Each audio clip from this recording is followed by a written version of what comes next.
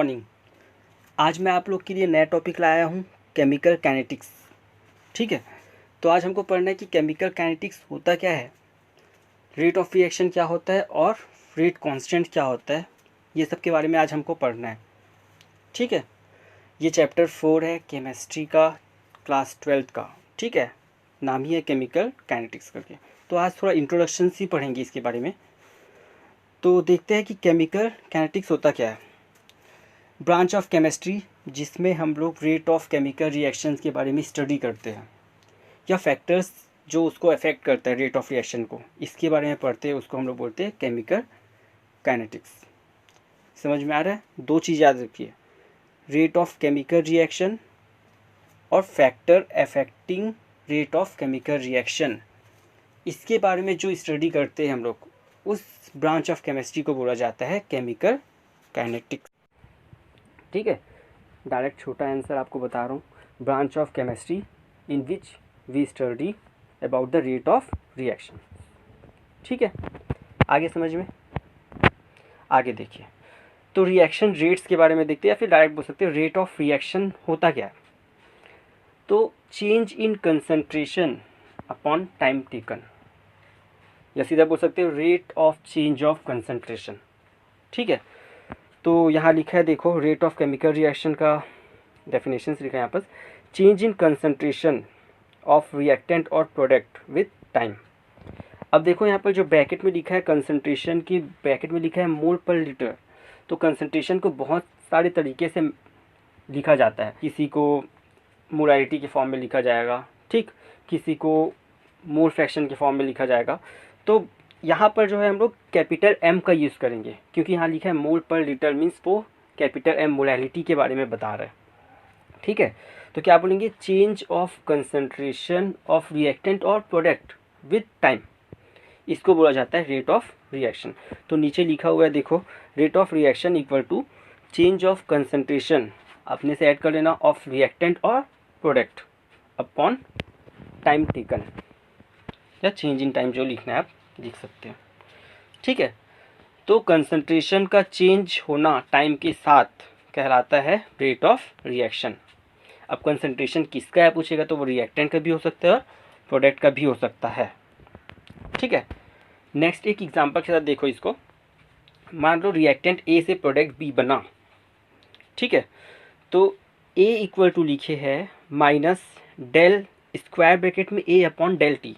अब मैं बताऊंगा स्क्वायर ब्रैकेट का मतलब क्या है, तो पहले देख लीजिए। यहाँ पर रेट इक्वल टू लिखा है minus del A upon del T. Del A क्या है पूछेगा, तो change in concentration of reactant, और टाइम इंटरवल क्या है, डेल टी। ठीक है, वैसे ही rate equal to del B upon del T, ये किसके लिए लिखा है, प्रोडक्ट का जो रेट ऑफ रिएक्शन है उसके लिए। यहाँ पर माइनस साइन नहीं लिखा है। तो रिएक्टेंट जो होता है, हमेशा याद रखना, रिएक्टेंट से ही प्रोडक्ट बनता है। मतलब टाइम के साथ रिएक्टेंट का कंसंट्रेशन डिक्रीज होता है और प्रोडक्ट का कंसंट्रेशन इंक्रीज होता है। तो नेगेटिव साइन सिर्फ डिक्रीज को बता रहा है, क्योंकि रिएक्टेंट का जितना भी सब्सटेंस रहेगा, चाहे ए रहे, बी रहे, सी रहे, अगर ये रिएक्टेंट में है तो हम लोग को नेगेटिव साइन उसमें लगाना ही है। ठीक है, तो rate is equal to minus delta A upon delta T and rate equal to delta B upon delta T. दोनों रेट इक्वल होगा जब हम लोग लिखेंगे, इसको लिखा जाता है, आगे आपको मिलेगा। सिर्फ आपको यहाँ पर क्या याद रखना है कि ये नेगेटिव साइन शो क्या कर रहा है। तो क्या बोलोगे, रिएक्टेंट जो रहता है वो उसका कंसंट्रेशन टाइम के साथ डिक्रीज होता है, क्योंकि प्रोडक्ट बनते जाता है। इस कारण से हम लोग नेगेटिव साइन लगाया है। आप चाहो तो प्रोडक्ट वाले में प्लस साइन लगा सकते हो। ठीक है, आगे देखिए एक और एग्जाम्पल के साथ इसको देखिए। जो पहले हम लोग ए से बी बन रहा है वही रिएक्शंस को लिए हैं। स्टार्टिंग में देखेंगे तो पूरा जो है कलर को देखिए, पहले ब्लैक टाइप का दिख रहा है आपको, है ना, वो जो है स्टार्टिंग का कंसंट्रेशन है रिएक्टेंट का, मतलब ए का है। जैसे जैसे टाइम बढ़ते जा रहा है वैसे वैसे क्या होते जा रहा है, रेड कलर ज़्यादा होते जा रहा है, और एंड में देखोगे तो रेड मैक्सिमम है अपना। मतलब सीधा बोल सकते हैं कि टाइम के साथ रिएक्टेंट का कंसंट्रेशन क्या हो रहा है, डिक्रीज होते जा रहा है। ठीक है, उसी समय टाइम के साथ प्रोडक्ट का कंसंट्रेशन इंक्रीज होते जा रहा है। तो आप ग्राफ में अच्छे से देख लीजिए उसको, तो और समझ आ जाएगा। ठीक है, तो ये एग्जांपल से भी आप समझ सकते हो इस चीज़ को। आ रहा है ना समझ?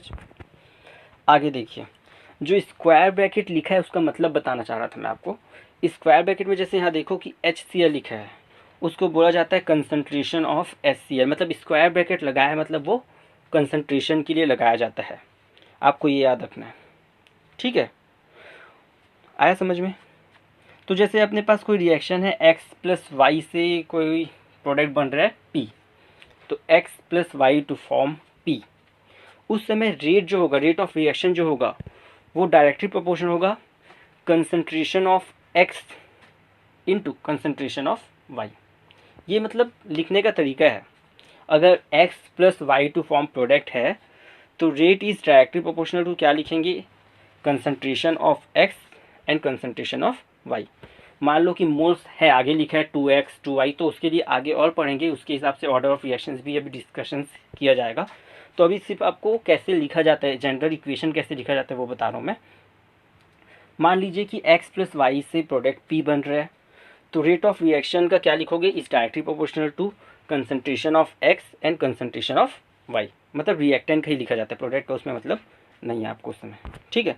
आगे देखिए, उस प्रोपोर्शनल को हटाकर हम ले सकते हैं कि जिसको रेट कांस्टेंट बोला जाता है, ठीक है?